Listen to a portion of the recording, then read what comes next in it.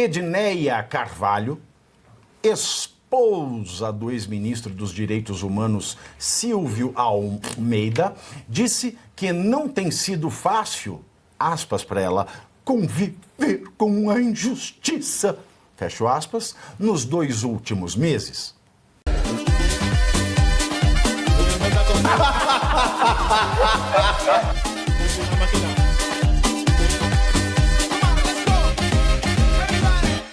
Em um desabafo no Instagram, Edneia Carvalho, esposa do ex-ministro dos Direitos Humanos Silvio Almeida, disse que não tem sido fácil, aspas para ela, conviver com a injustiça, fecho aspas, nos 2 últimos meses. Seu marido foi demitido pelo presidente Lula em setembro, após denúncias de assédio moral e sexual, e é alvo de um inquérito autorizado pelo STF. Vale aqui frisar, não é assédio sexual, não é assédio moral. Em se tratando de pessoas com o mesmo cargo na hierarquia da organização, Aniele era ministra, ele era ministro. Ou é importunação sexual ou é estupro. Não tem isso de assédio moral, não tem isso de assédio sexual, porque ele não era hierarquicamente superior a ela. Vamos deixar claro? Só que a mídia começa a colocar... Não, todo mundo fala, vamos falar só... Não, não é. Como não tinha superioridade hierárquica, eles estavam no mesmo patamar, ou é importunação sexual ou é estupro. Tem que escolher. Assédio não é. Na rede social, vamos voltar para a mulher do Silvio Almeida. Edneia postou uma foto com o Silvio Almeida, que vocês viram agora anteriormente, e voltam a ver, escreveu o seguinte na legenda, ó, aspas, fala-se tanto em pautas feministas, mas esse mesmo feminismo não me acolheu. Nunca vou esquecer das vezes que tive que amamentar a minha filha em meio a uma tristeza profunda. Lamento muito que pautas sérias estejam sendo banalizadas por interesses pessoais, fecho aspas. Gesiane, ela acabou de chamar a Aniele de safada mentirosa, não foi? Então, esse caso, ele tá uma grande confusão, né? Porque, assim, lembrando que essa denúncia, ela tava no Me Too. Me Too é aquela organização feminista que recebeu há um tempo denúncias de assédio. E aí, assim, o primeiro ponto é isso. A Aniele tinha o mesmo cargo que ele e ela ali relata que houve abusos e tal, enfim, a gente não sabe direito o que aconteceu. O ponto é, várias alunas, pelo menos 14 alunas, denunciaram o Silvio Almeida, e aí, neste caso, entraria assédio, porque ele tinha a hierarquia, ele era professor dessas meninas, e aí entraria. Essas denúncias estavam com o Me Too, uma organização feminista que diz que, diz o óbvio, né? O assédio contra mulheres deve ser denunciado. E aí a denúncia veio à tona. Então, o que ela quer, na verdade? Eu discordo da fala dela, que o feminismo não me acolheu, porque eu não vi vários coletivos fazendo nota de repúdio contra o Silvio Almeida. Eu não vi, por exemplo, as artistas globais que costumeiramente se unem em prol dessas pautas de assédio, usando camisetinha, fazendo videozinho. Eu não vi a Janja falando alguma coisa, eu não vi a ministra das mulheres, a desaparecida Gonçalves falando alguma coisa, nem a própria Macaé Evaristo, que assumiu o cargo do Silvio Almeida após a demissão dele, ela agora que está à frente da pasta... Macaé Evaristo.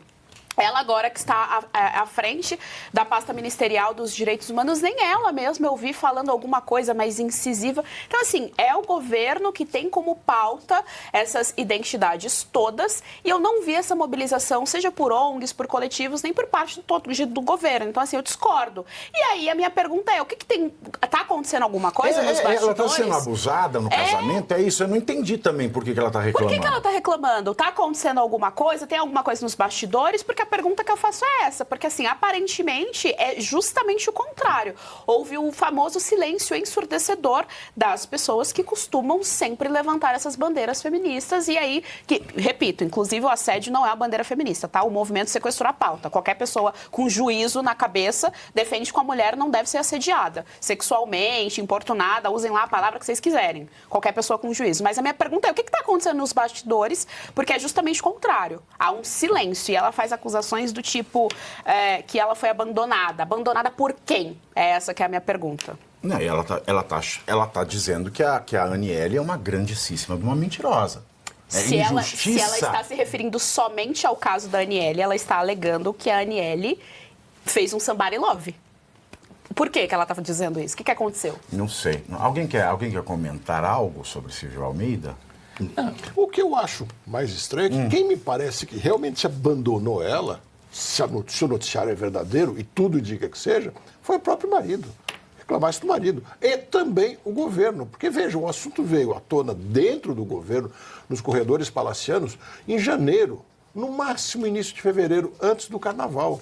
E mantiveram quieto como se nada tivesse acontecendo, foi levando. O clima de carnaval, né, talvez, né? Mas o mesmo Lewandowski assim, falou lá em Mossoró, o clima de carnaval, não dá pra gente prever bem as coisas. Vai ver. Agora, Pavinato, ainda vem aquela pergunta que fica, quando ele foi nomeado, ninguém sabia desses casos que aconteciam já na universidade? Será que isso nunca foi aventado? Era uma coisa secreta que ninguém tinha descoberto? Para mim, está mais do que na cara que sabiam e que nomearam ele tendo conhecimento desses casos, mas achando que ficaria tudo abafado e ele passaria como um grande personagem. Eu acho que realmente é o governo que mais abandona ela.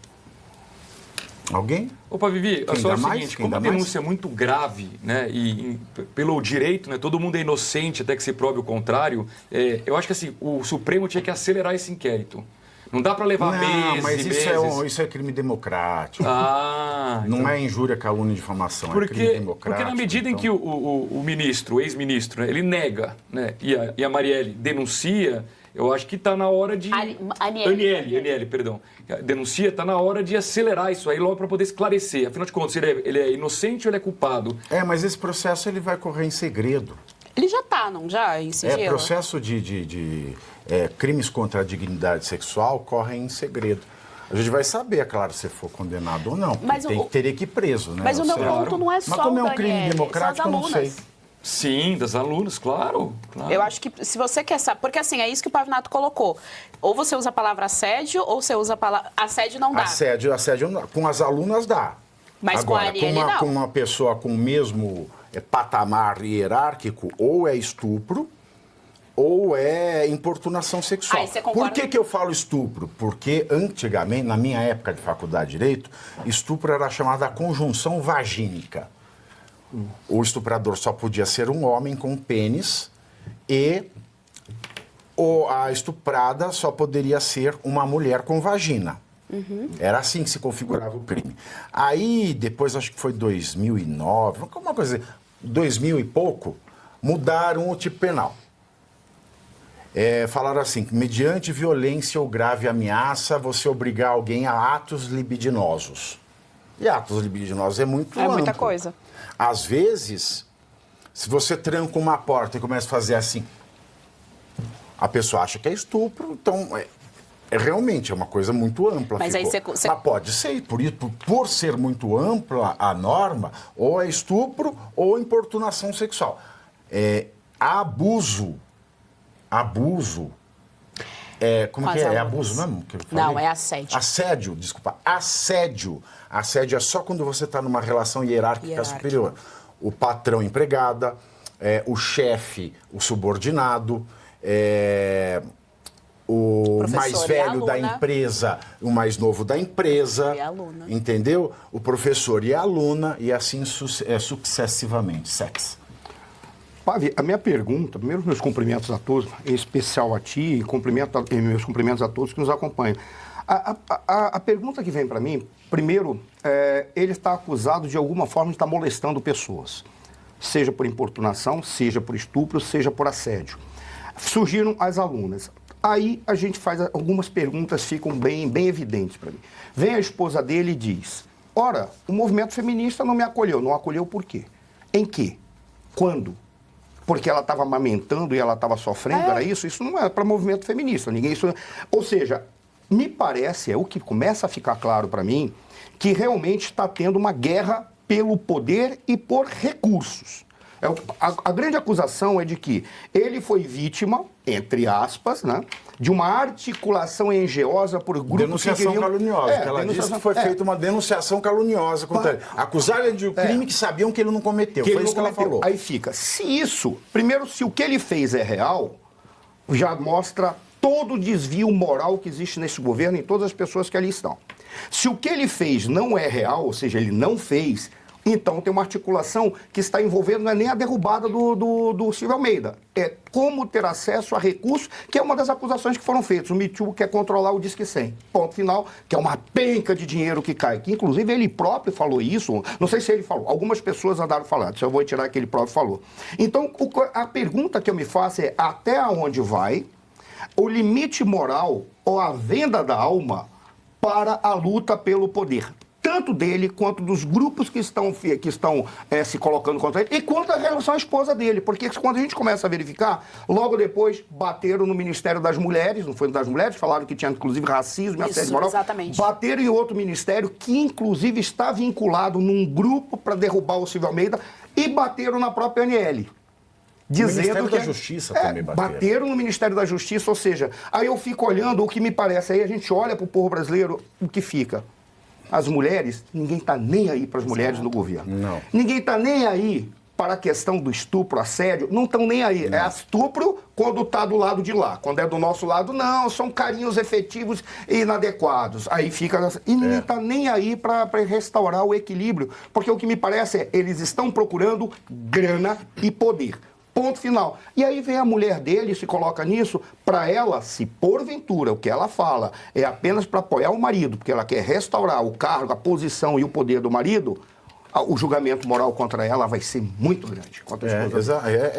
Em suma, né? Ninguém respeita a lei. Né? A lei. Ninguém respeita a lei. As favas com a lei, as favas com o direito. Mas quem que pode fazer isso? Só quem está... Né, nos chubirubas dos amigos do poder. Essa que é a grande verdade. Então, primeiro C, você curte, que é o preço deste programa. Quanto vale o ingresso para ver este palhaço neste picadeiro bonito? Vale uma curtida.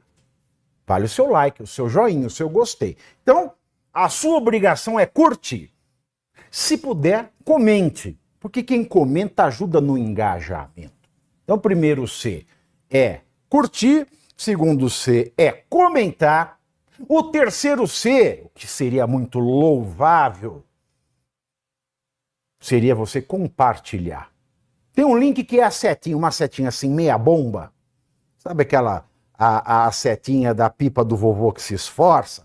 Você vai lá, copia o link, cola no seu Orkut, no seu Facebook, no WhatsApp, no Telegram, manda sinal de fumaça, pombo correio, não é pombo correio do banheiro, é o pombo correio que leva as mensagens, você passa para todo mundo que você gosta, para quem você não gosta, você também passa. Então, ó, curtiu, comentou, compartilhou, e se puder, se quiser, se o seu bolso comportar, e se seu coração assim permitir, contribua com este programa que vai substituir o Jornal Nacional. Olha que pretensão maravilhosa, hein? Se liga, ô Bonner, nós vamos derrubar o Jornal Nacional. Esta é a meta.